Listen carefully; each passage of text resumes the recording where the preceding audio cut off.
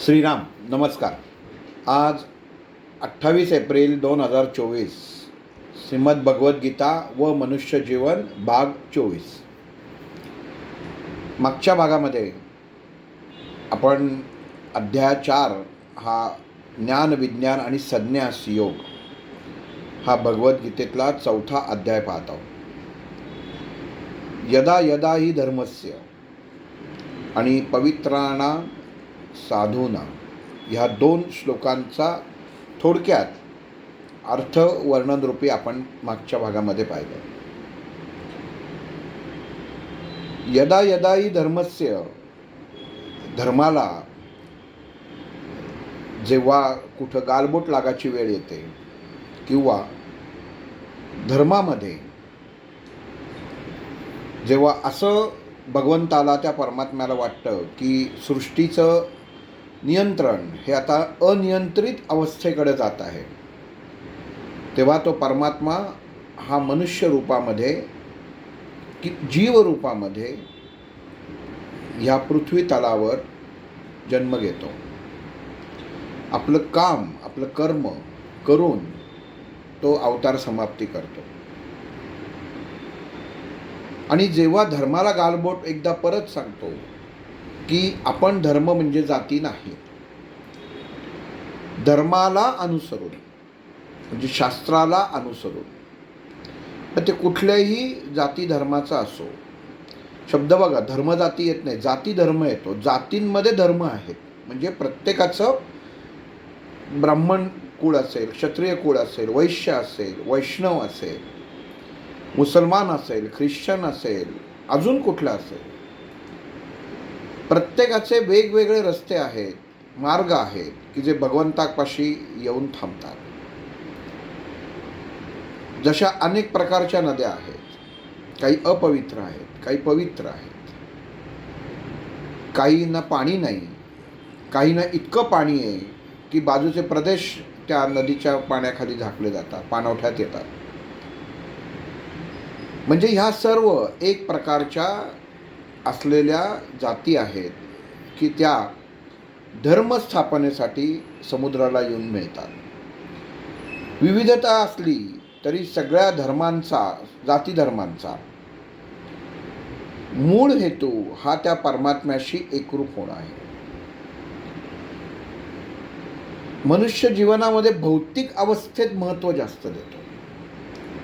आपण रामाची मूर्ती बघतो, कृष्णाची बघतो, गणपतीची बघतो, 33 कोटी देवतांच्या वेगवेगळ्या मूर्ती आहेत. मुस्लिम धर्मामध्ये अल्लाह ज्यांना म्हणतात त्याचं स्वरूप वेगळं आहे.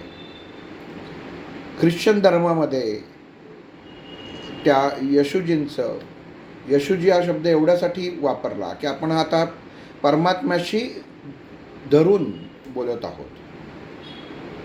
येशू हाक मारणं म्हणजे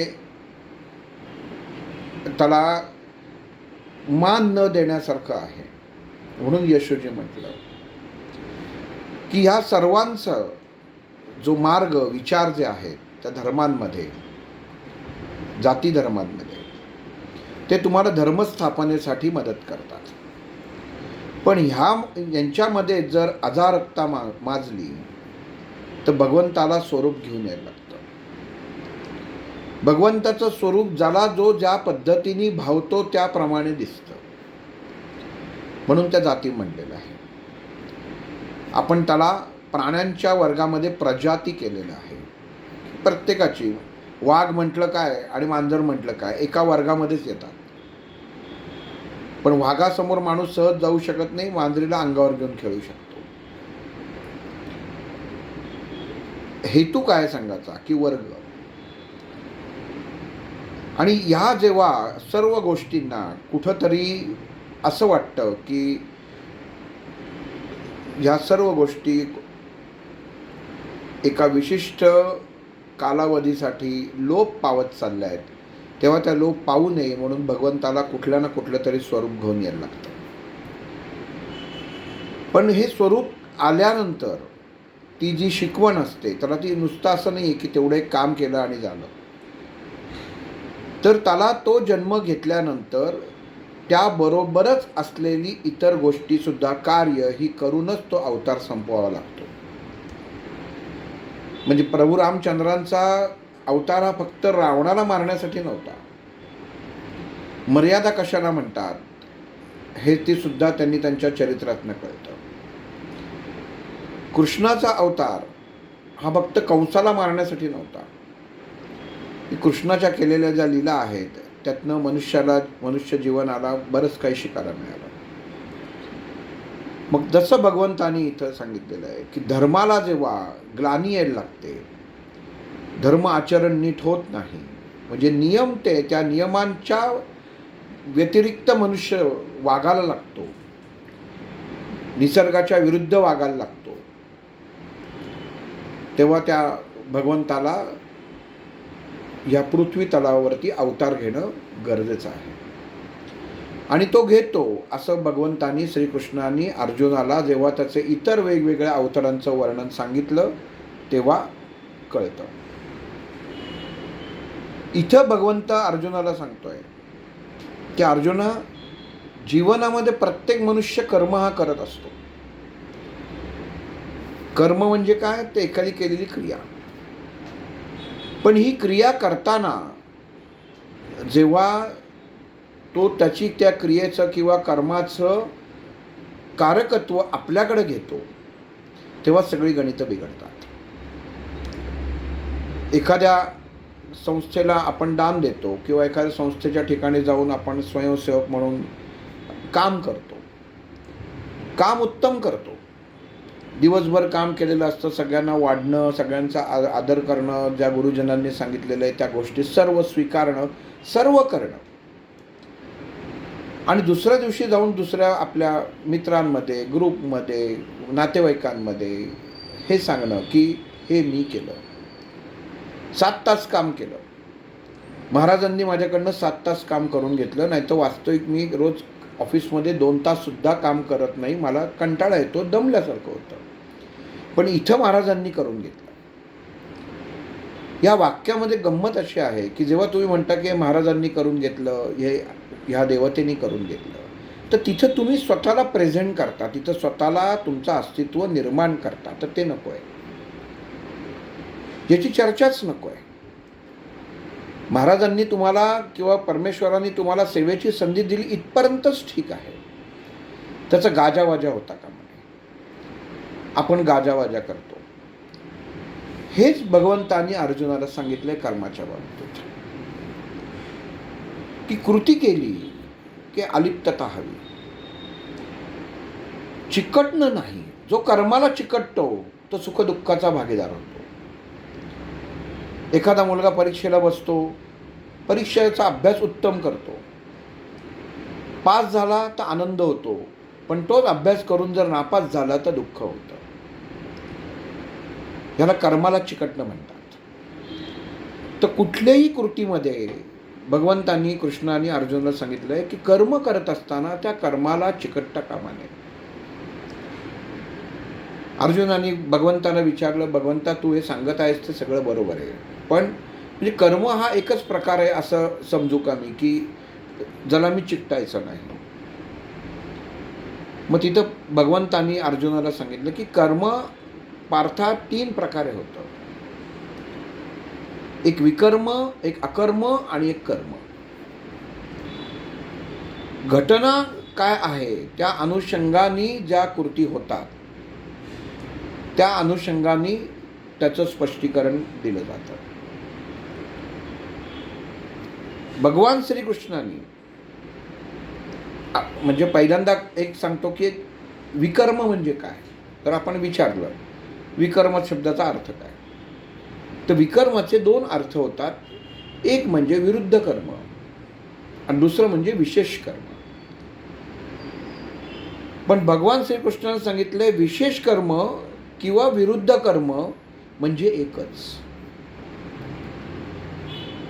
आता एखादी गोष्ट मला एखाद्याला सांगायची आहे, हे मला कर्म करायचं आहे, पण मी त्याला सांगितलं, त्याला एकट्याला सांगायचे, तर मी हे कर्म केलं नाही 4 चौघामध्ये, ते विकर्मात गेलं. विकर्मा म्हणजे काय झालं, विरुद्ध नाही आहे, विशेष कर्मात गेलं. मग त्याला मी एकट्याला घेऊन सांगितलं की तुझं बाबा असा असा अडचण आहे, तर तू जरा सांभाळ. विशेष कर्म अजून सोपं करून सांगतो. भगवान श्रीकृष्ण जेव्हा युद्धाच्या अगोदर दुर्योधनाच्या, सगळ्यांना माहिती आहे दुर्योधनाला अगोदर ते शिष्टाई करायला गेले होते, युद्ध थांबतंय का बघायला. स्वतःच्या मनाने गेले नाहीत की आपण हे युद्ध थांबवता येतंय का बघू. पांडवांच्या सांगण्यावरनं, पांडवांचा दूत म्हणून कौरवांकडे ते गेले. तिथं दुर्योधनाने त्यांचं स्वागत केलं. त्या स्वागतामध्ये ते अडकले नाहीत की वा वा वा काय सुंदर स्वागत केलंय, आता जो काही सपोर्ट आहे तो मी दुर्योधनाला देणार. तसं नाही केलं. त्या आनंदात अडकले नाहीत. आणि त्याच घटनेच्या वेळी दुर्योधनाने त्यांचा अवमान केला आणि त्या अवमानाचं दुःखही त्यांनी मानलं नाही. कारण काय, ते एक संदेश घेऊन आलेले होते. म्हणजे सुखसुद्धा पदरात पडू शकतं आणि दुःखसुद्धा पदरात पडू शकतं ह्याची खात्री होती आणि त्याच्यात त्यांनी स्वतःला बांधून घेतलं नाही. हे बांधून न घेणं म्हणजेच अलिप्तता झाली. स्वातंत्र्यवीर सावरकर जेव्हा ठरवलं की आता क्रांतिकारकासाठी कुठं बाहेर आपल्याला पडणं, स्वतःच्या घरावरती नांगर फिरवून घराबाहेर पडायला पाहिजे, कर्म करायचं ठरवलं.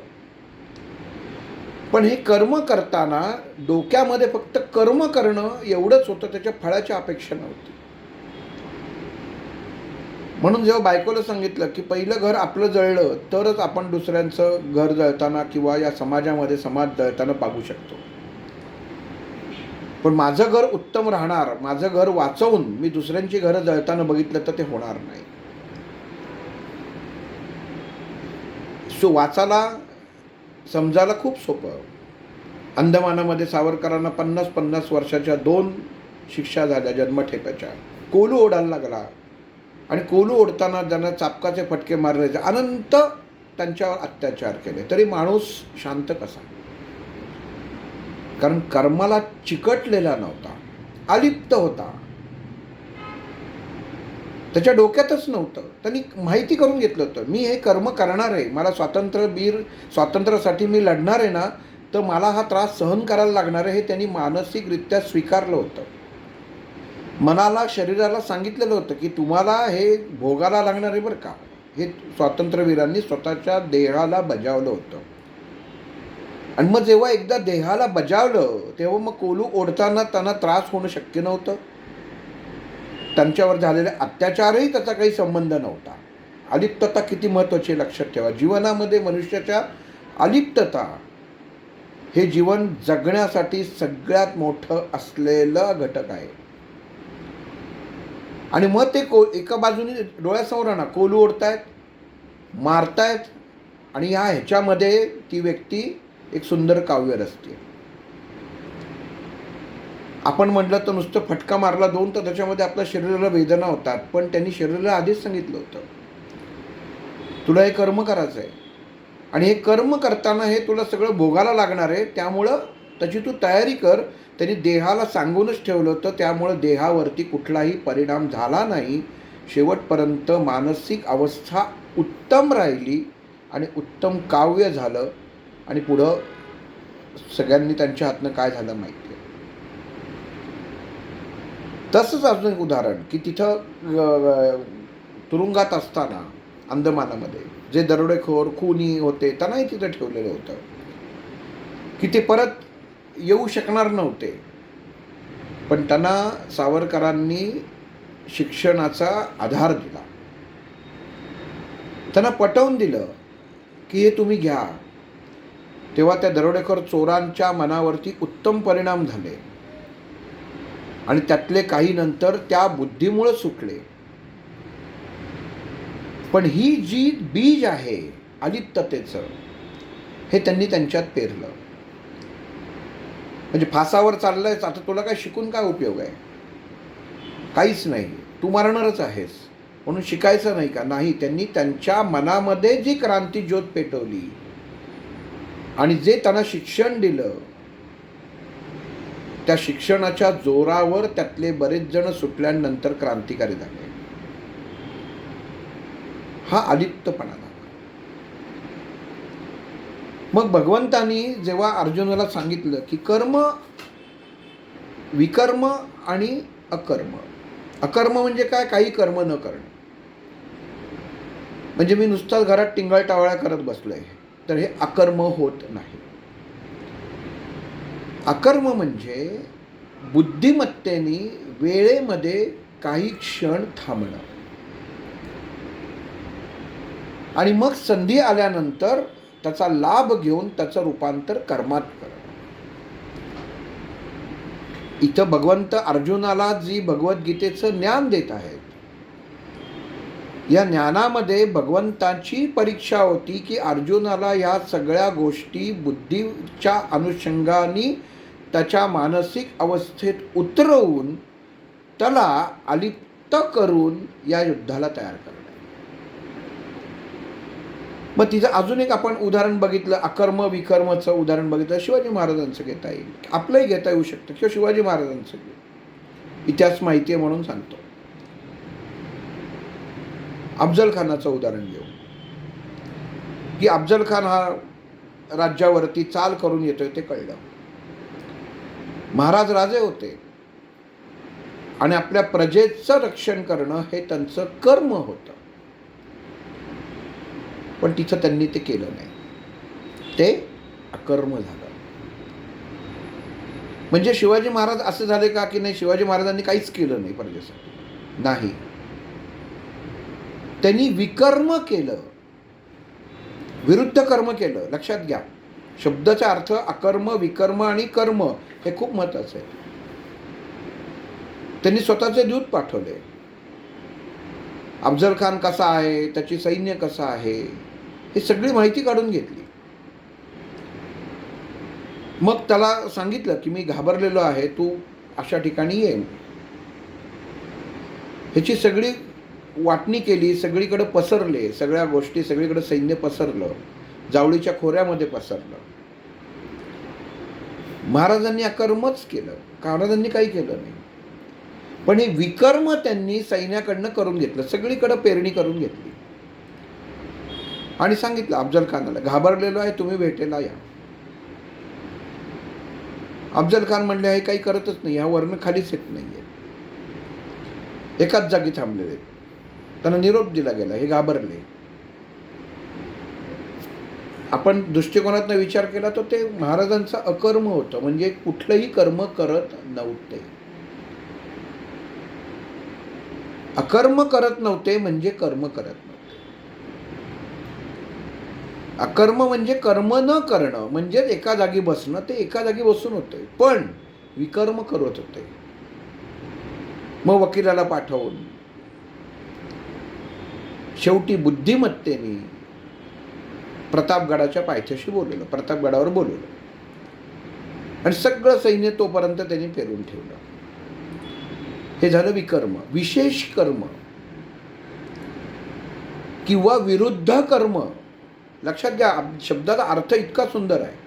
विशेष कर्म झालं आणि विरुद्ध कर्म झालं. मी घाबरलोय, मला तुमच्याबद्दल आदर आहे, मी सगळं देऊन टाकतो, पण विरुद्ध कर्म काय? सैन्याची जमवाजमव, ह्याला इकडं लपव, त्याला तिकडं लपव, ह्याला अरण्यात लपव, म्हणजे विरुद्ध कर्म. म्हणजे बोलतोय ते वेगळं आणि करतोय ते वेगळं, म्हणून विकर्म. आणि मग अफजल खानाला बोलवलं, अफजल खानाची गळाभेट झाली, अफजल खानाने दगाफटका केला आणि तिथं महाराजांनी त्याचा कोथळा बाहेर काढला. घाबरलेल्या महाराजांनी त्याचा कोथळा बाहेर काढला, त्या विकर्माचं कर्मात रूपांतर केलं आणि मग नंतर सगळ्या सैन्याने मिळून त्या अफजल खानाच्या सैन्यावरती वार करून त्याच्याशी लढून तो प्रतापगड ताब्यात घेतला आणि त्याला अफजल खानाचा पराभव केला हे झालं कर्माचं रूपांतर. म्हणजे अगोदर मी काहीच करत नाही हे दाखवणं, मग त्याच्यानंतर विशेष कर्म करणं आणि मग कर्म करणं. मग इथं भगवंत अर्जुनाला हेच सांगतायत की तुझ्या हातनं काय घडणार आहे? काहीच नाही घडणार. तुझ्या विरुद्ध तू विशेष कर्म करायला चाललेला आहेस. तू विशेष कर्म जेव्हा करतो तेव्हा त्या कर्मामध्ये तू अडकत नाहीस. अकर्म तू जेव्हा करतोस तेव्हा त्या कर्मामध्ये तू अडकत नाहीस, पण जेव्हा त्या अकर्म विकर्माचं कर्मात रूपांतर होतं तेव्हा तू त्याच्यामध्ये तुझा सहभाग असतो, तेव्हाच तू अलिप्त राहा. शब्द कळालं जर गेलं तर अवघड आहे, पण एका क्षणात कशी पलटी मारतं. म्हणजे तू युद्ध कर. तू जर म्हणलास की मी यांना कसं मारू, तर तू कर्मात अडकलास. पण हे मरणारच आहेत, फक्त माझ्या हातनं झालं, पण माझा ह्याच्याशी काहीच संबंध नाही, कारण हे विधिलिखित आहे. हे परमेश्वराने जे लिहिलेलं आहे त्या कर्माचा फक्त एक भाग म्हणून हे मी कार्य करतोय. हे जर तू मनाशी पटवलंस, मनाला सांगितलंस, तर याचा अर्थ तू त्या कर्मापासनं अलिप्त आहेस. म्हणजे तुला दोषच नाही कसला, कारण तू धर्मासाठी लढतोयस. पण ज्यावेळी तुला वाटतंय की यांना मारल्यानंतर तुला वेदना होणार आहे, तुला त्रास होणार आहे, त्याचं पाप तुझ्या माथी लागणार आहे, याचा अर्थ तू स्वतःला कर्मामध्ये अडकवून घेतलेला आहेस, जे तुझं कामच नाही आहे. मग इथं श्रीकृष्णाने काय केलं, अजून अकर्म आणि कर्म त्यांनी याच्यात सांगितलं की जरासंधाला सुद्धा आपण श्रीकृष्णाचं एक नाव रणछोडदास म्हणतो. मारू शकत नव्हता का? असं होतं का? कोणाला खरं वाटेल का की श्रीकृष्ण रणांगणातनं पळून गेला? तर नाही. विधाता, विधान, परिस्थिती, भौगोलिक अवस्था या सगळ्याचा जो गुणगणित काढलं आणि तेव्हा श्रीकृष्णाला वाटलं की आपण आत्ता मैदान सोडणं हे इष्ट आहे. म्हणजे तेव्हा त्यांनी अकर्म केलं, कर्म केलं नाही, म्हणजेच ते अकर्म झालं. एखादे मला सांगितलं की जाऊन जरा चौकात जाऊन माझा अमुक अमुक ही गोष्ट घेऊन ये, मी जर गेलो नाही तर ते अकर्म झालं. गेलो तर कर्म झालं. मी आणून दिलो सांगितलं तर ते मी त्या कर्माला चिकटलो. माझ्यामुळं ह्याला हे मिळालं सांगितलं तर अजूनच चिकटलो, म्हणजे त्यात मी पण आला. पण ते आणून दिलं आणि तिथंच मोकळं झालं की मला आणल्याचंही काही सुख नाही, आणल्याचं दुःखही नाही, मला काही वाटलं नाही. तुम्ही सांगितलं, मी आणलं, ते केलं मोकळं. म्हणजे कर्माला चिकटणं नाही. मग इथं तसं जरासंधाने जेव्हा आक्रमण केलं तेव्हा श्रीकृष्णाने काही कारणास्तव त्या रणांगणातनं बाजूला झाला, त्याला अकर्म म्हणतात. पण विशेष कृती करण्यासाठी, विशेष कर्मासाठी वेळ जाऊन द्यायचा होता. कुठलीही गोष्ट आताताईपणे करणं हे चुकीचं असतं. आणि भगवंतासारखं, श्रीकृष्णासारखं चरित्र वाचताना, त्याचा अभ्यास करताना त्याचं प्रत्येक पान, प्रत्येक ओळ, प्रत्येक शब्द हे का घडलं ह्याच्या पाठीमागं एक इतिहास असतो. आणि मग तो जरासंधाचा वध अर्जुनाच्या मार्फत झालेला आहे. तेव्हा ते कर्म फलद्रूप झालं. पण त्या कर्माचं फळ हे श्रीकृष्णाच्या पारड्यात नव्हतं. म्हणून त्यांना कोणी पळकुटा म्हणत नाही, रणछोडदास, पळून गेला असं म्हणत नाही. रणछोडदास म्हणतात त्याला. तात्पुरता सोडून गेला, कारणासाठी सोडून गेला, कर्मासाठी सोडून गेला. काही वेळा आपल्याला कर्म पूर्ण उत्तम होण्यासाठी त्या कर्मातनं अलिप्तता होणं गरजेचं असतं. मनुष्य जीवनाचा हाच सगळ्यात मोठा घोटाळा आहे. मी केलं, मी करतोय म्हणून आज घरातली माझी बायका पोरं सुखी आहेत. मी सांगतोय म्हणून त्यांना खायला मिळत आहे. मी सांगतोय म्हणून आज ते TV, मोबाईल, AC मध्ये राहू शकताय. म्हणजे कर्मात अडकलं. कोण करणार? तुझं कामच आहे, कर्तव्यच आहे ते करणं. AC दिला, फ्रीज दिला, हे दिलं, ह्या सवयी तू लावल्यास. त्या भौतिक गोष्टी झाल्या. पण मी केलं, माझ्या आईवडिलांची सेवा मी करतो. दोघं भाऊ असतात, दोघं बहिणी असतात, तिघं भाऊ असतात, तिघं बहिणी असतात. आईवडील हे कोणी सांभाळत नाही म्हणून मी सांभाळतो.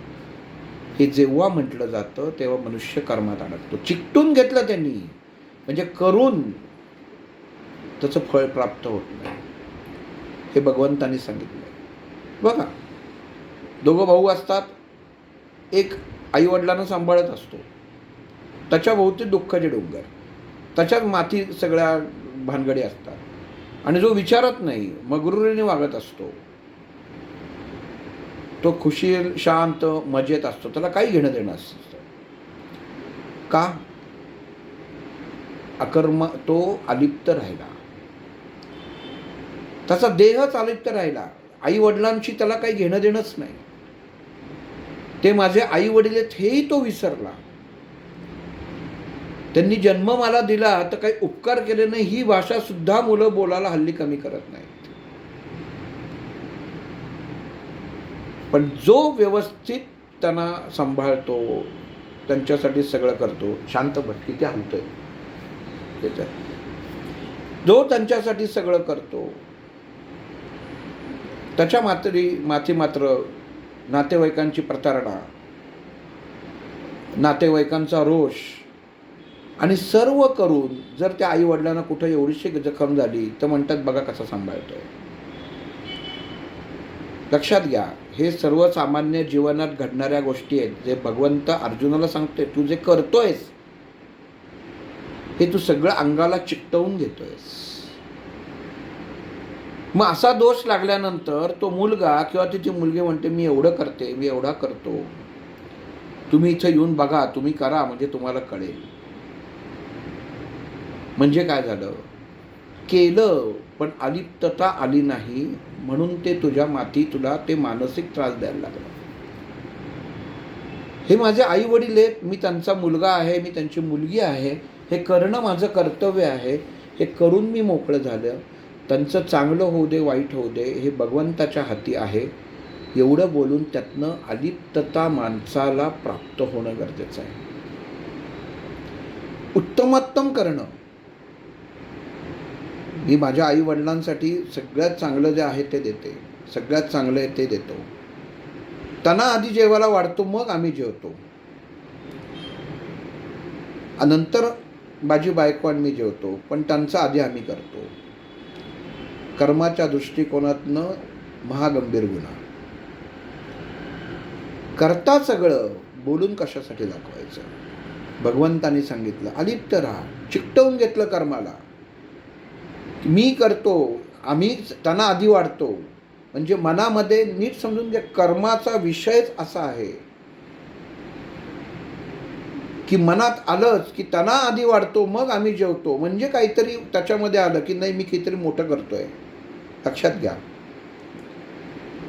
त्यांच्यासाठी आणलं, त्यांना आवडतं म्हणून आणलं, नाहीतर आम्ही एवढे कोणी खात नाही पण त्यांच्यासाठी आणलं.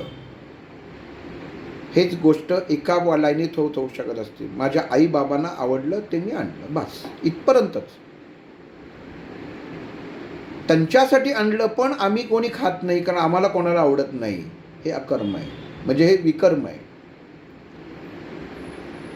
बोलून दाखवलं म्हणजे आपण म्हणतो ह्याच्यात काय एवढी तर किरकोळ गोष्ट, ही नाही. भगवंताच्या दृष्टिकोनात नाही, किरकोळ गोष्टच नाही आहे, चिकटून राहिलेलं आहे.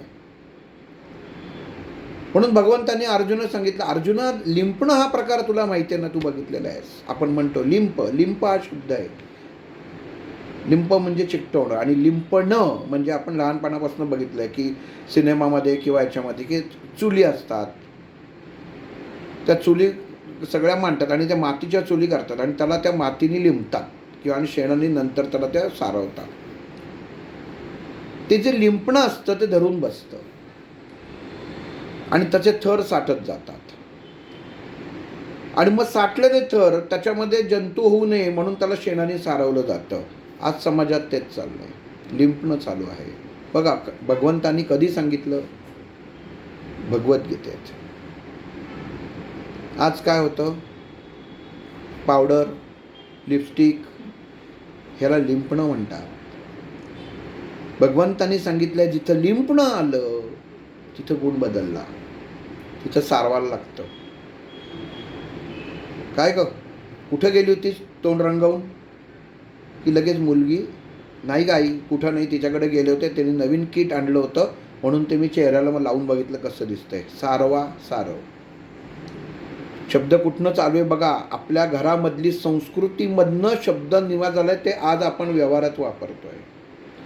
भगवंतानी भगवद्गीतेत अर्जुनाला सांगितलेलं आहे की तू जे बोलतोयस हे लिंपतोयस, अगोदर लिंपलेलं आहे त्याची आता तू सारवासारव करतोयस. आणि सारवासारव जर करायचा असेल तर तुझी बुद्धिमत्तेतली वैचारिकता त्या शुद्ध गाईच्या शेणासारखी पाहिजे. चुकलं, गाईच्या शुद्ध शेणासारखी पाहिजे. चुकलं, गाईच्या शेणासारखीच पाहिजे. शुद्ध गाईच्या म्हणजे गाय शुद्धच असते, आणि गाईचं शुद्ध शेण म्हणणे सुद्धा चुकीचं आहे. म्हणजे ते शेण शुद्धच असतं, म्हणून गाईच्या शेणासारखी पाहिजे. मग भगवंतांनी अर्जुनाला सांगितलं, अर्जुना तू ह्या युद्धापासून अलिप्त राहा. तू जे कर्म करतोयस ते तू अंगाला चिकटून घेऊ नकोस. जर तू त्याच्यामध्ये हे धनुष्य दिलेलं आहे, ह्या सगळ्या शस्त्र अस्त्र तू सगळी जी गोळा केलेली आहेत, या शस्त्र अस्त्रांना न्याय देणं हे तुझं काम आहे. कारण तू शिकलेला आहेस.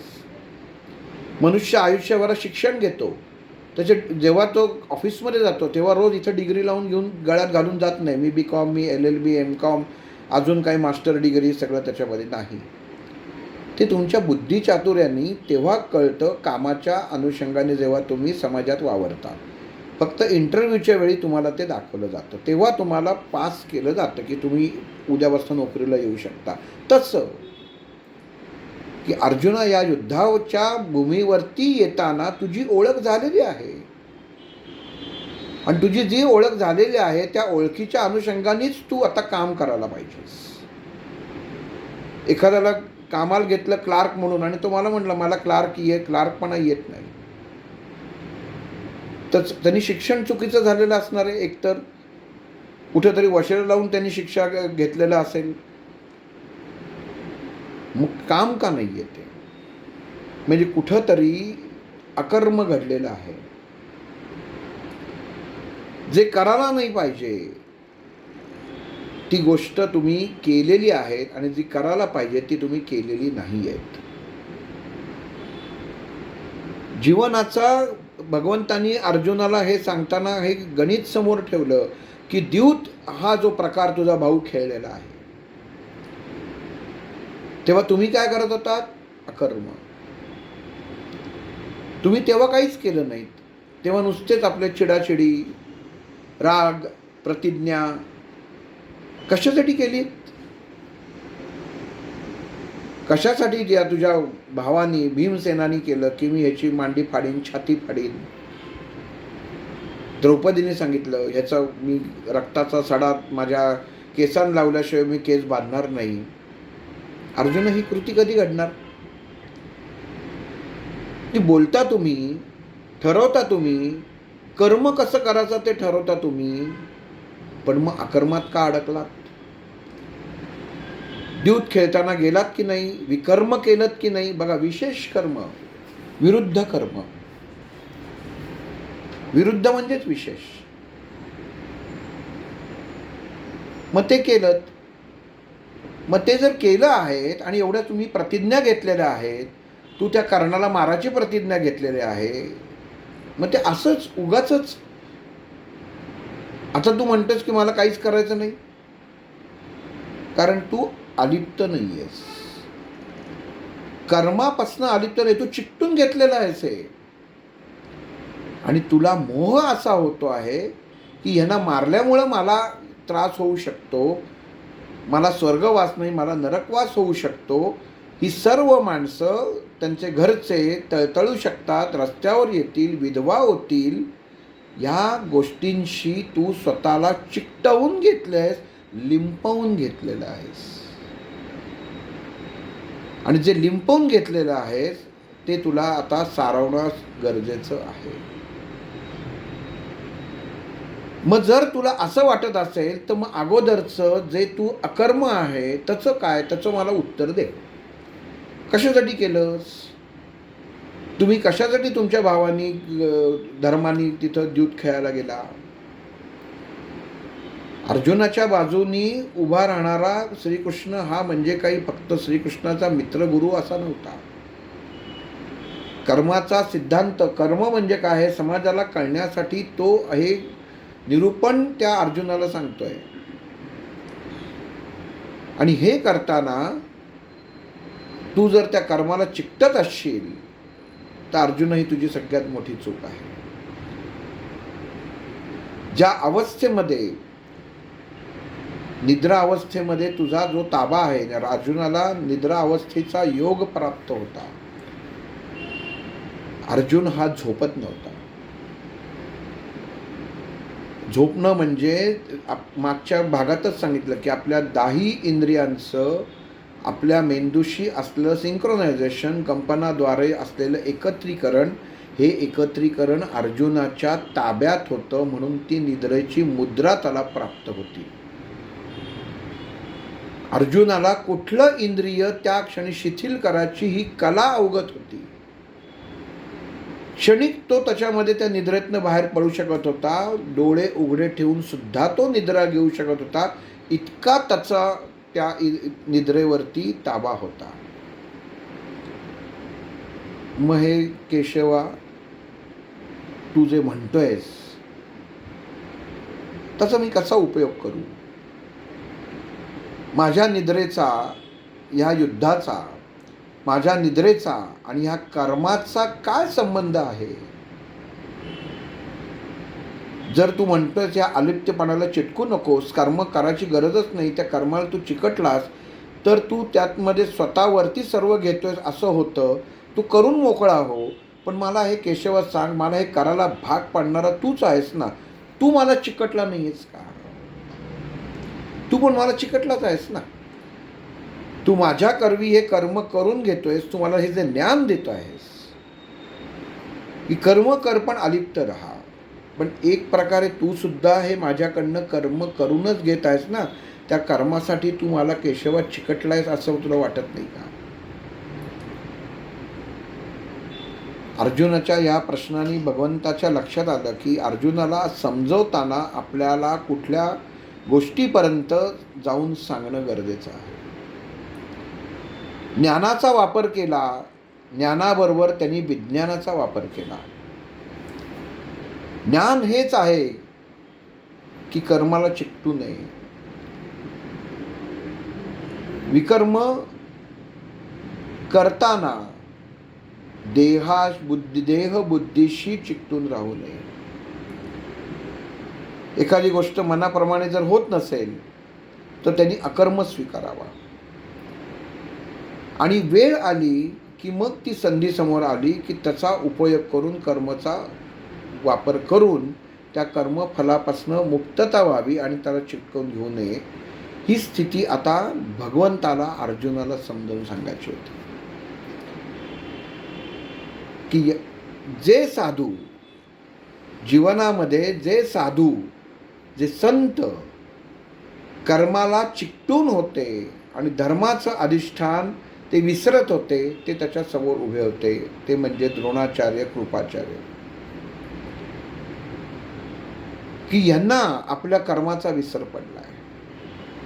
पण एक लक्षात घे, जे ज्ञान तुला मी आत्ता सांगितलं त्याच ज्ञानावरती चालणारं हे त्रिकूट आहे. भीष्माचार्य, द्रोणाचार्य आणि कृपाचार्य. मी जे ज्ञान सांगितलं हे तिन्हीचा अंमल करतात. ते स्वतःला चिकटवून घेत नाहीयेत. पण ते जे चिकटवून घेत नाहीयेत ते त्याला चिकटवणं, भाग पाडणं म्हणजेच तुझं निम्म विजय तुला प्राप्त होणं. हे तू पार्था लक्षात ठेव. जे ज्ञान मी तुला सांगतोय की तू कर्माला चिकटून घेऊ नकोस, हेच ज्ञान हे तिघजण वापरत आहेत. पण त्यांना विकर्म करणं प्राप्त आणि आपण भाग पाडायचं आहे. तेव्हा त्यांच्या हातनं या धर्माचं रक्षण होईल आणि स्वतःचा देह पडेल. जेव्हा युद्ध चालू होतं, युद्ध चालू व्हायच्या अगोदर जेव्हा ठरलं की आता आपल्याला युद्ध सुरू करायचं, तेव्हा काही नीती नियम पाळले गेले होते, मांडले गेले होते. आणि हे निश्चित होतं, भीष्माची प्रतिज्ञा होती, दुर्योधनाचा शब्द होता की युद्ध लवकरात लवकर मी समजेन. एकटं भीष्माचार्यांच्या मध्ये ताकद होती. आणि मग कृष्णाने त्या द्रौपदीला नेऊन तो नमस्कार करून भीष्माचार्यांनी हे दिला होता की सदा सौभाग्यवती भव. हे सगळं आपण पाहिलेलं आहे. हे विकर्म अकर्मामध्ये द्रौपदीच्या जमा झालं होतं. कारण जोपर्यंत युद्ध पूर्ण होत नव्हतं तेव्हा ते अकर्मामध्येच राहणार होतं. ती काही करू शकत नव्हती. विशेष कर्म करायचं काय ते तिने केलं होतं नवऱ्यांसाठी, पण तिला वाट पाहायला लागली होती. सध्या काय होतंय तेच होतंय.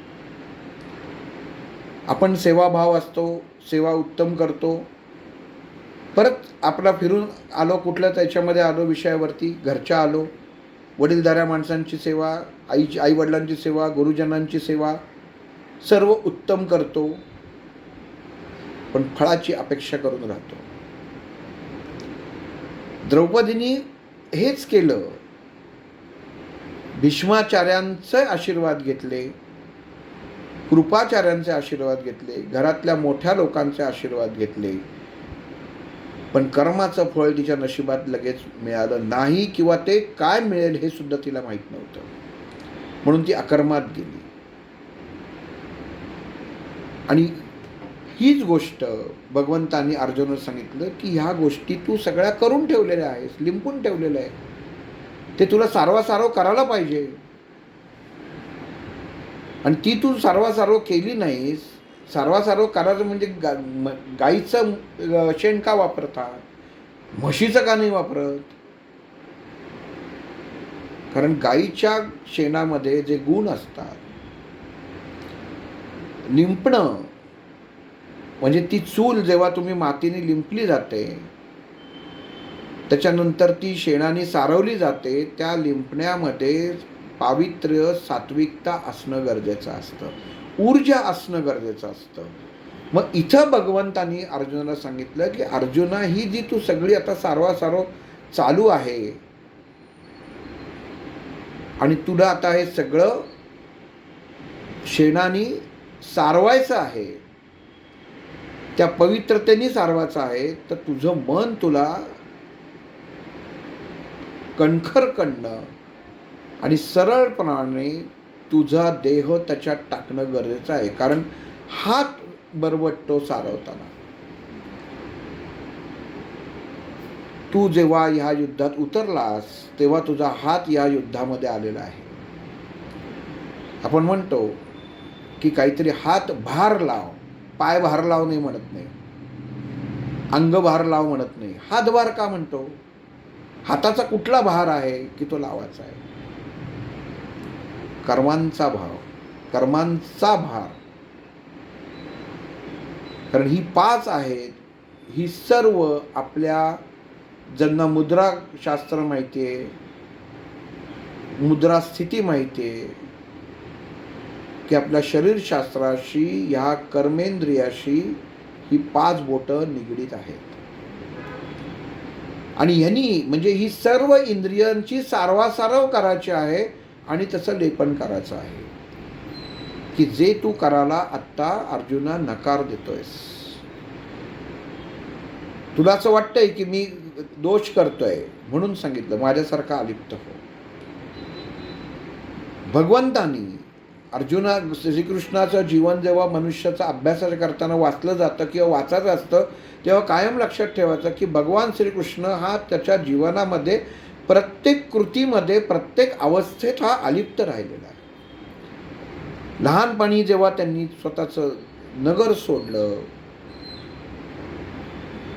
त्याचं गोवर्धन पर्वताशी असलेल्या मित्रांचं नातं तिथं कायमचं ठेवलं नाही, तिथनं सोडून तो पुढे गेला, परत फिरला नाहीये. जोडला असतं तर अलिप्त राहिला नसता, जोडूनच घेतलं नाही. जेवढा क्षण, जेवढा वेळ सानिध्य होतं, तेवढाच काळ, तेवढा वेळ राहायला कार्य केलं पुढं आला.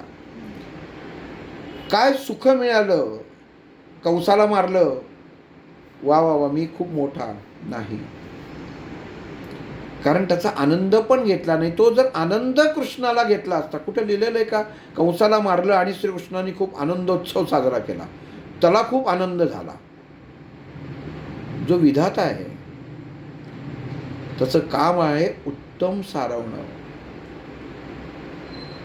मग विधाता हा जेव्हा उत्तम सारवतो तेव्हा बाकीच्या गोष्टी लिंपलेल्या, म्हणजे ज्या कर्मात लिंपल्या जातात मनुष्याच्या, त्या आपोआप नष्ट होतात. त्याची जी ऊर्जा आहे ती त्या शेणातनं येते. म्हणजे त्या 33, आपण जसं म्हणतो ना, गाईच्या पोटामध्ये 33 कोटी देव असलेले आहेत, म्हणजे त्या शक्ती आहेत. त्या सर्व शक्ती तुमच्या कर्मेंद्रियाच्या हातात येतात आणि त्या अन्नपूर्णेला पहिलं शांतता करतात आणि तिथं अग्नी प्रज्वलित करतात. म्हणून घरामध्ये पहिल्यांदा जुन्या काळी शेगडी जी असते ती चूल करायची, ती घरातली बाई रोज ती लिंपाची, नवरा लिंपाचा, बाई सारवायची. घर शेणाने सारवलं जायचं. तेव्हा कुठले मॉब बीब नव्हते, हाताने सारवायचं. लक्षात घ्या, इतकी कृती अशी अशी सारवायचं नाही, असं सारवतं, असं होतं, फिरवलं जातं. जी गोष्ट फिरवली जाते ती गती प्राप्त करते आणि जी एका बाजूनी जाते ती गती प्राप्त करत नाही. म्हणून श्रीकृष्णाने त्याच्या जीवनामध्ये शाब्दिक सारवासारव करून उत्तम जीवन निर्माण केलं आणि समाजापुढे आदर्श मानले. प्रत्येक अवस्था बदलली आणि शेवटी अगदी मृत्यू अवस्था जेव्हा सुद्धा आली, तो परमात्मा होता, भगवंत होता. त्याला काय माहिती नव्हतं की झाडापाठीमागं किरव लपलाय? त्यांनी सांगितलं नाही, थांब जरा, मी आहे, श्रीकृष्ण आहे. नाही, कर्माच्या मध्ये तो पडला नाही. बाण किरवानी मारला, मृत्यू आला, मृत्यू सहजतेने स्वीकारला, त्याच्यात अडकला नाही की मला वेदना होत आहेत, मला पटकन हे करा. सोप्या घटनेच्या अनुषंगाने आपण ती घटना पाहतो. बाण मारला आणि श्रीकृष्णासारखा योद्धा त्याच्यामध्ये होईल का? सांगायचा काय प्रयत्न करतोय कृष्ण? मग इथं सांगायचा प्रयत्न काय करतोय अर्जुनाला? युद्धामध्ये कोणाच्या बाजूने होता? दोघांच्याही बाजूने चर्चा करायला गेला होता. शत्रू होता का? नाही. काय सांगितलं होतं? हातात मी शस्त्र धरणार नाही, म्हणजे मी अलिप्त राहणार. असं आलंय का की अभिमन्यू याच्यातनं पडला नंतर युद्धामध्ये आणि कुठं लिहिलेलं आहे कुठं की श्रीकृष्ण रडत बसला होता? नाही बसला. मग ह्या प्रसंगावरनं तो पुढचा प्रसंग आत्ता का सांगतो की तो कर्माशी निगडीत आहे. अभिमन्यू जेव्हा पडला तेव्हा द्रौपदी भेटायला गेली, आई होती शेवटी त्याची. माझा मुलगा मेला, तू माझा भाऊ आहेस, या जगाचा विधाता आहेस, तू मला शब्द दिला होतास की तुझ्या जीवनामध्ये दुःख येणार नाही. हे कसं आलं? रडायला लागली, प्रचंड प्रमाणात रडायला लागली श्रीकृष्णाकडे येऊन. तेव्हा अर्जुन जेव्हा पुढं अभिमन्यू पडतो तेव्हा श्रीकृष्ण काहीच बोलत नाही, ना हसत नाही, ना रडत नाही, स्थिर अवस्था. आणि मग 10 मिनिटांनी का 5-10 मिनिटांनी त्या द्रौपदीलाच जाणीव होते की आपलं चुकलं. हा विधाता आहे, हा कशातही हस्तक्षेप करत नाही. प्रत्येक मनुष्याला हे जीवन कधी ना कधीतरी मोकळं करायचं आहे. कर्माच्या अनुषंगाने कर्माचं फळ प्राप्त होतं. आणि मी कसं विसरले की जीवनामध्ये जे होतं ते चांगल्यासाठीच होतं. जेव्हा श्रीकृष्ण द्रौपदी इतकी रडते आणि श्रीकृष्णाला बोलते तेव्हा श्रीकृष्ण तिला म्हणतो, ठीक आहे, तू जर म्हणत असशील तर मी त्याला आत्ता जिवंत करतो, पण क्षणभर विचार कर. या क्षणभर विचारामध्ये द्रौपदीला सगळं ज्ञान प्राप्त होतं की नाही, जीवनाची कालाची घडी मी विस्कळू शकत नाही. ह्यांनी जो झालेला आहे, आज माझा मुलगा या रणांगणावर मृत्युमुखी पडलाय, ह्याच्या पाठीमागं या विधात्याचं काहीतरी उत्तम नियोजन असणारे. लक्षात घ्या, अकर्म विकर्म आणि कर्मामध्ये हे उदाहरण सुद्धा खूप छान आहे की पुढं काय होणार आहे. ह्या म्हणजे एखाद्याचा म्हणतो ना, एखाद्या घटनेचा पुढं लाभ कसा घ्यायचा तो पुढं घेतला गेलेला आहे कर्णाच्या वधाच्या वेळेला. आणि तेव्हा मग द्रौपदी म्हणते, नाही माझं चुकलं. आत्तापर्यंत रडत होती ती आई होती, पण आता मी तुझी भक्त आहे. ते मला कळलं की तू हे का घडवलंयस आणि का झालेलं आहेस. माझी तक्रार नाही. आणि द्रौपदी डोळे पुसून आपल्या छावणीत परत जाते. ह्याच्यात श्रीकृष्णाचा रोल कुठं काही बोलला. श्रीकृष्ण काय म्हणाला, तुला पाहिजे असेल तर तुझ्या मुलाला मी जिवंत करतो,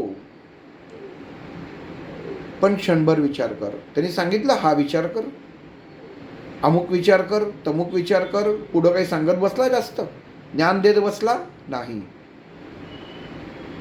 कारण ती पण ज्ञानी होती आणि तिला कळलं ह्याला काय सांगायचं आहे ते.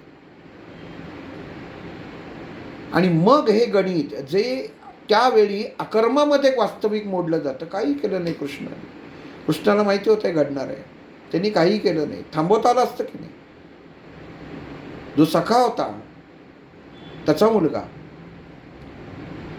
जो परम प्रिय मित्र होता त्याचा मुलगा, बहिणीचा मुलगा, पण श्रीकृष्ण कशातही हसून सुद्धा नव्हता, रडून सुद्धा नव्हता, अलिप्त होता.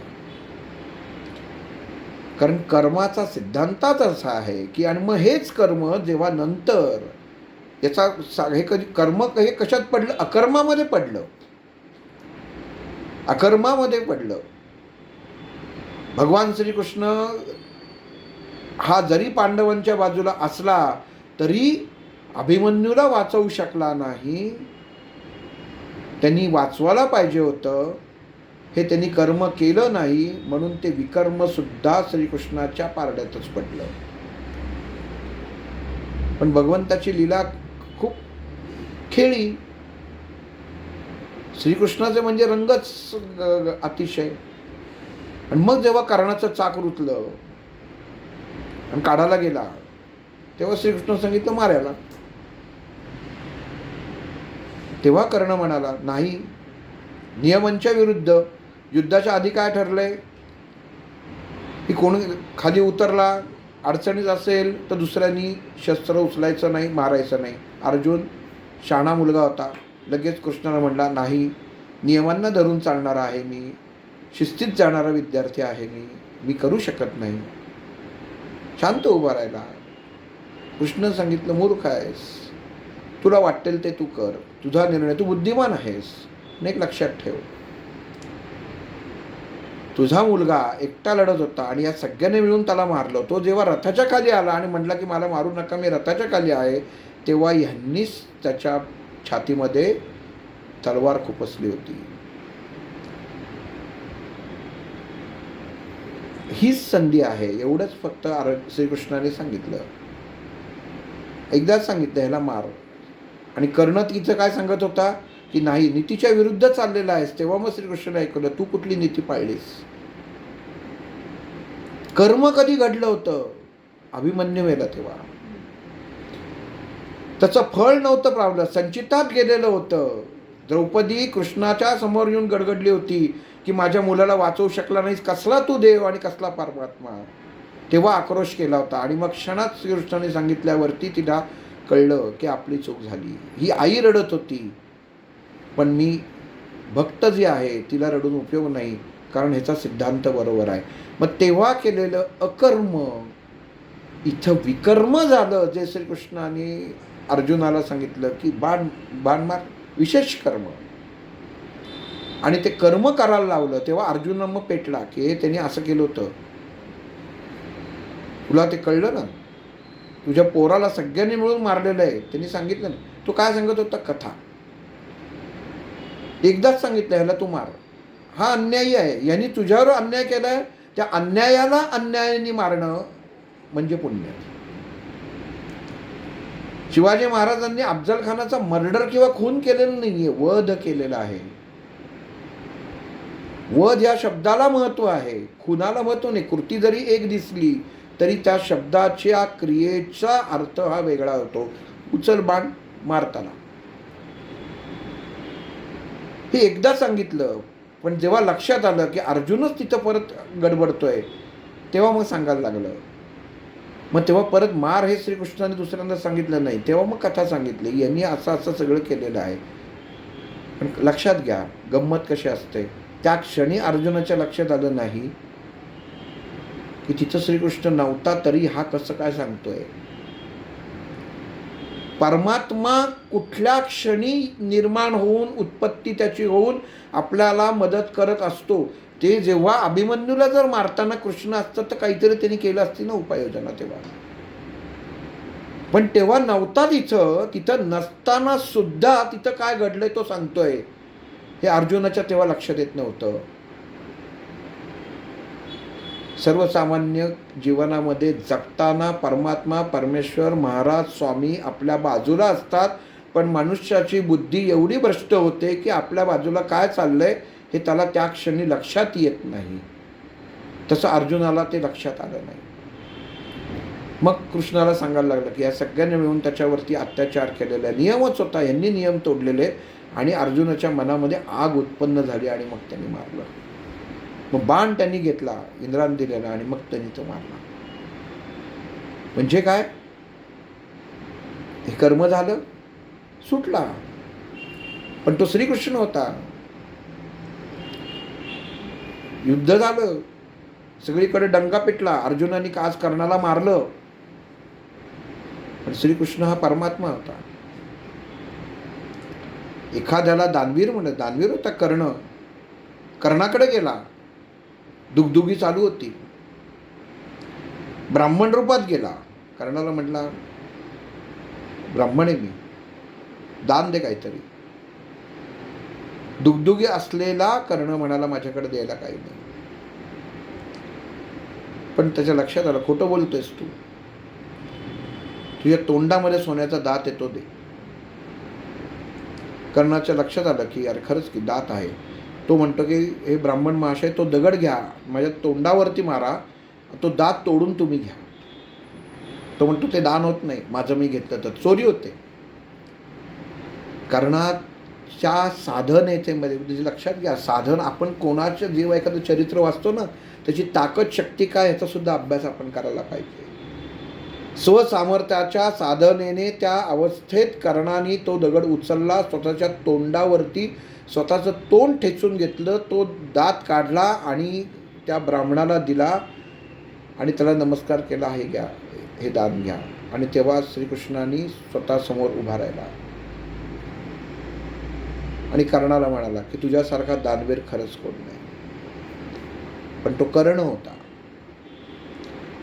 आणि हा श्रीकृष्ण होता. श्रीकृष्णाने विचारलं, कर्माला चिकटला श्रीकृष्ण, सांग तुला काय पाहिजे. झालं, त्यांनी कर्णाने अशी गोष्ट मागितली की ती श्रीकृष्णाला त्रास देऊन गेली. एकमेव जीवनातलं उदाहरण की श्रीकृष्ण तिथं कर्माला चिकटला, अपेक्षा केली आणि कर्णाने सांगितलं की माझे अंत्यसंस्कार अशा ठिकाणी कर की जिथं या अगोदर कोणाचेच अंत्यसंस्कार झाले नसतील. झालं, अशी जागाच नव्हती पृथ्वीवरती. शोधाशोध झाली. भगवान श्रीकृष्णाला अंतर्ज्ञानाने त्यांनी जाणलं आणि त्याच्या लक्षात आलं की तापी नदीच्या काठी एकच इंचभर जागा आहे की जिथं कोणाचे अंतिम संस्कार झालेले नाहीत. भगवान श्रीकृष्णाने स्वतःला तिथं नेलं, बाण स्वतः मारला आणि त्या एका बाणावरती त्या कर्णाला झोपवलं आणि त्याच्यावरती अंतिम संस्कार केले. ती तापी नदी म्हणजेच त्याची बहीण.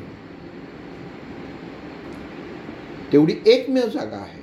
आता तिथं मंदिर वगैरे सुद्धा आहे. आणि हे करताना दुसरं त्यांनी मागणं मागितलं की इथं असा वृक्ष निर्माण कर की त्याला 3 पानं असतील. आणि तिथं तो वृक्ष आहे. आता त्या वृक्षाला काय म्हणतात मला आत्ता नाव आठवत नाही आहे, पुढच्या वेळी कदाचित सांगेन. पण तिथं तो वृक्ष तयार केला की त्या वृक्षाला 3 पानं येतात, बेल नाही, पानच 3 येतात. अजूनही तिथं आहे. आणि मग ही घटना तेव्हा तो कर्मापासून अलिप्त झाला. पण ज्या क्षणी खुद्द भगवंत त्या कर्माला क्षणासाठी चिकटला, तेव्हा श्रीकृष्णाला सगळे उपद्व्याप करायला लागले. जीवनामध्ये एकदाच चिकटला तेव्हा हे असं करायला लागलं. मारुती, राम हे सुद्धा बघा, मारुती कधी त्याच्यामध्ये चिकटला नव्हता कर्माला. रामाने सांगितलं अमुक कर, केलं. त्याच्याही जीवनामध्ये अशीच घटना झाली. अकर्म, विकर्म आणि कर्म याच्यामध्ये रामाने सांगितलं श्रीकृष्ण बेशुद्ध पडल्यावर की हनुमंता तूच ती जडीबुटी आणू शकते, घेऊन ये. एकच गोष्ट येते, रामाने हनुमंताकडे मदत मागितली. पण रामाने मागितली का खुद्द भगवंत सुद्धा अडचणीत येऊ शकतो असं याच्यावरनं म्हणता येईल. भगवंताला सुद्धा स्वतःला मदतीची गरज लागली, पण त्याचा मदतीचा त्याचा तारणहार होता मारुती, हनुमंत. झालं, ऑर्डर मिळाली, गुरूंनी सांगितलं तू जा, निघाला. आणि त्या वैद्याने सांगितलं होतं दुसऱ्या दिवशी जर सूर्यकिरण पडलं तर हा गेला, लक्ष्मण गेला. पहिल्यांदा वनस्पती आणायला गेला नाही, पहिल्यांदा सूर्याकडे गेला मारुती. ओळखलं का? दास मारुती मी, प्रभू रामचंद्रांचा दास. असं झालेलं आहे. भैया लक्ष्मण तिथं मूर्छित पडलेले आहेत आणि तू उद्या काही उगवू नकोस. आता सूर्य हा मावळतच नाही, पृथ्वी फिरत असते, सूर्य तिथंच असतो, पण तुझे किरण पडता कामा नये. तू काही कर, पण तुझा जर किरण पडला तर माझे गुरु आहेत, जे स्वामी आहेत, ते स्वतःचा देहत्याग करतील. आणि हा त्यांचा पराभव नाही, तर हा एका सूर्यवंशाचा, की जसे तुझेच वंशज आहेत ते. म्हणून माझी तुला कळकळीची विनंती आहे, कर्माला चिकटला मारुती. जीवनात कधी चिकटला नाही, इथं चिकटला. बाकी सगळे प्रसंग, सगळ्या गोष्टी सांगितल्या, का, कधी, कुठे, केव्हा, कसं, त्याच्या शब्दातच नव्हतं. इथं चिकटला कर्माला. सूर्य म्हटला असं आहे का, बघतो म्हटल्यानंतर लगेच त्यांनी सांगितलं विसरू नकोस सूर्या, मी तोच हनुमान आहे जो लहानपणी मी तुला गिळायला आलो होतो. हे दिनकरा, तिथं दिनकर म्हणलाय. दिनकर शब्द आपण जे सूर्याला नाव आहे दिनकर, हे मारुतींनी त्याचा उच्चार केलेला आहे, दिनकरा. की तुला माझी एक ओळख दाखवली, सांगितली, मी दास, मी तुला विनंती केली, पहिली विनंती केली, प्रेमाने सांगितलं. पण आपलं तुम्हाला माहिती आहे, तू ऐकशील, पण जर चुकून माकून तुझ्या मनामध्ये जर काही आलं तर तू फक्त एकच लक्षात ठेव, मी तोच हनुमान आहे जो जन्मताच तुला गिळायला निघालो होतो. आणि तुझ्यासाठी त्या इंद्राने माझ्या अनोठीवर घाव घातला होता, पण तरी मी तुझ्याजवळ पोचलो होतो आणि तुला मी गिळू शकतो. तू मला प्रतिराहू समजला होतास, हे तू विसरू नकोस. ही प्रेमाची भीती. पण इथं मारुती ह्या, आणि मग पुढं गेला आणि मग ती बोटी घेऊन आला.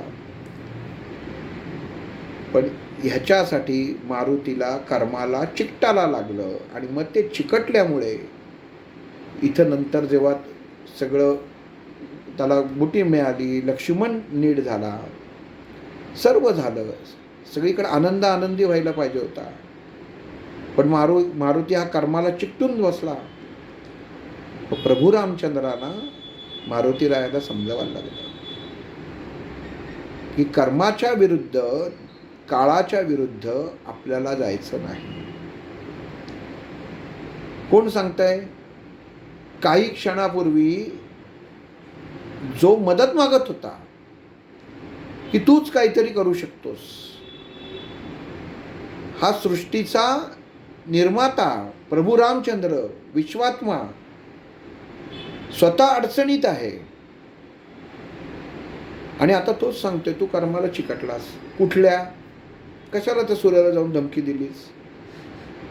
देत होता ना, मग वरती हे कशाला सांगायचा प्रयत्न केलास? आणि मग नंतर परत त्या मारुतीने त्या सूर्याची क्षमा मागितली. त्या क्षमेचं वर्णन 2 ओळींमध्ये का 2 कडव्यांमध्ये हनुमान चालिसामध्ये पण आहे. म्हणजे कर्माला मनुष्य चिकटला की तो त्या कर्मात अडकला. म्हणून जीवनामध्ये आपण जे काही करत असतो, आज मी इथं बोलताना त्याच्यामध्ये सांगितलं की हे मी बोललोय, त्याच्यामध्ये अडकलो कर्मामध्ये. कारण मला माहिती आहे की हे माझं नाहीच आहे, पण मी अडकवून घेतलं, मी चिकटलो त्याच्यामध्ये, मीपणा आला, मी बोललो, मी केलं, मग त्याची भोगसुद्धा मलाच भोगायला लागणार आहे. प्रत्येक कृती, प्रत्येक जन्मामध्ये आपल्याला ज्या ज्या कृती या आयुष्य भोगताना करायच्या आहेत ना, त्याच्यात कर्तेपणा घेऊ नका. साधं कोणाला पाणी दिलं, घरामध्ये अंथरूण घातलं, कोणाला कुठलीही मदत केली तर तेवढं सुद्धा कर्तेपण घ्यायची तुम्ही कायम लक्षात ठेवा. अलिप्त राहा. जीवनामध्ये अलिप्तता ही खूप महत्त्वाची आहे. नातं निभवताना अलिप्तता राहणं वेगळंच आहे. की भगवंत करतोय ते योग्य करतो आहे, हा न्याय आपण स्वीकारला पाहिजे. आईबाबांची सेवा करा, पण भाव अलिप्त ठेवा. मी केलं, माझा भाऊ करत नाही, मी करतो. माझी बहीण करत नाही, मी करते. माझे नातेवाईक करत नाहीत, मी करते. हा करतेपणा मनातनं काढून टाका. कारण तुम्ही तो काढला नाही तर त्यांच्या कर्माला तुम्ही चिकटता आणि ती कर्म, त्यांचे दोष हे त्या क्षणी तुमच्या कर्मामध्ये सामील होतात. हे फळ आहे, ते तुम्हाला भोगायला लागतात. तुमच्या बाबतीत जीवनामध्ये त्याच घटना घडतात ज्या त्यांच्या बाबतीत घडलेल्या असतात, जेव्हा तुम्ही त्याचा कर्तेपणा घेता तेव्हा. म्हणून कधी कर्तेपणा घ्यायचा नाही. मी केलंय म्हणायचं नाही, किंवा मी करतोय म्हणायचं नाही. म्हणायचं एवढ्यासाठी नाही की तुम्ही काही करतच नाही, ही तो परमात्माच करत असतो. त्यांनी स्वतःच अलिप्तपणा दाखवला, सगळ्यातनं मोकळा झाला. श्रीकृष्ण त्याच्यामध्ये सुद्धा मोकळा झाला, जन्मापासून मृत्यूपर्यंत मोकळा झाला. त्यांनी कशातच दुःख मानलंच नाही आणि सुखही मानलं नाही. कुठंच तुम्हाला सापडणार नाही की भगवान श्रीकृष्ण आनंदाने जल्लोषाने नाचले, अमुक अमुक झालंय आणि त्यांना इथं अमुक अमुक तीव्र दुःख झालं, तुम्हाला सापडणारच नाही. कारण का? अलिप्तता, अलिप्त राहिले. आणि हेच भगवंत अर्जुनाला सांगितले असतात की हे युद्ध करताना तू अलिप्त राहा, तुझा काही संबंधच नाही. तू जर माझ्यात मिसळलेला आहेस, हा जो तुम्हाला शब्द दिलेला आहे, तर तुझं काम आहे फक्त मी सांगतोय तो, ती ऑर्डर, त्या गोष्टी तू पूर्ण करणं, त्या फॉलो करणं, एवढंच आहे. आणि मग तिथं अर्जुनाला परत अर्जुन तो ज्ञान कळलं, भगवंता ज्ञान कळलं, ज्ञानामागचं विज्ञान कळलं. पण ज्ञानाबरोबर विज्ञान कळल्यानंतर ह्याच्यातनं मी संन्यास कसा होऊ, ह्याच्यात मोकळा कसा होणार? तू म्हणशील तसं मी युद्ध केलं, तुम्ही केलं असेल तर जिंकणार. पण मग मी जर युद्ध जिंकलं तर ते चांगलं फळ माझ्या पदरात पडणारच आहे ना. जे तू मला बोलला होतास अगोदर की जिंकलास तर तू राजा होणार आहेस, तू का बोललास आहे तेव्हा? तू का मला सांगितलंस की जिंकलास तर तू राजा होणार आहेस, ही तुझीच प्रजा आहे. आणि जरी तू याच्यामध्ये मेलास तरी तुला स्वर्गप्राप्ती होणार आहे, हे तू मला का सांगितलंस केशवा? मग मी मला सांग, हे मला जे तू ज्ञान आत्ता इथपर्यंत दिलेलं आहे, ह्याच्यातलं विज्ञान समजवलेलं आहेस, आणि तूच म्हणतो आहेस की हे सगळं यांना मी मारणार आणि मला नको असेल तरी ती लोक मला राजा करणार, म्हणजे मी त्या कर्माशी चिकटल्यासारखाच नाही का? असा अर्जुन त्या श्रीकृष्णाला प्रश्न विचारतो. आणि मग श्रीकृष्ण त्याला सांगतो, तुझं म्हणणं बरोबर आहे पार्था, पण ह्याच्यातनं मनुष्य संन्यास मार्गी कसा जातो ते आता ऐक. हे आपण पुढील भागात पाहू. श्रीराम.